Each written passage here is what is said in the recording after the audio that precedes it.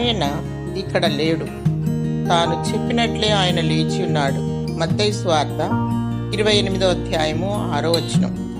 పునరుద్ధాన ఆదివార ఉదయమున తెల్లవారుచుండగా మగ్దలేనే మరియయు మరొక మరియయు క్రీస్తు సమాధిని చూడవచ్చిరి.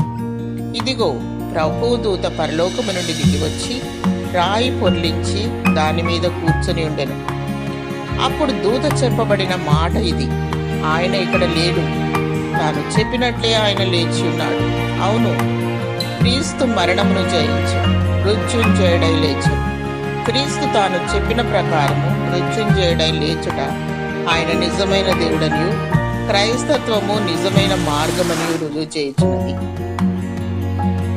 భూమి ఆకాశములు గతించును, నా మాటలు ఎన్నడూ గతింపవు అని ప్రభువు చెప్పిన సంగతి జ్ఞాపకం చేసుకొని బైబిల్ గ్రంథమందలి ప్రతి మాటను విశ్వసించదము.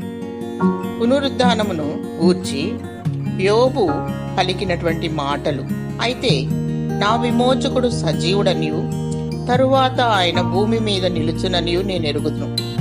నేను దేవుని చూచుదను, నా మట్టుకు నేనే చూచుదను, మరి ఎవరునూ కాదు.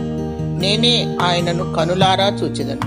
క్రీస్తు మృత్యుంజయుడై లేచినప్పుడు లోకానుసారమైన శరీరంతో కాదు, రూపాంతరపరచబడిన మహిమగల శరీరముతో లేచెను. మరణమును పాతాళమును జయించి లేచెను.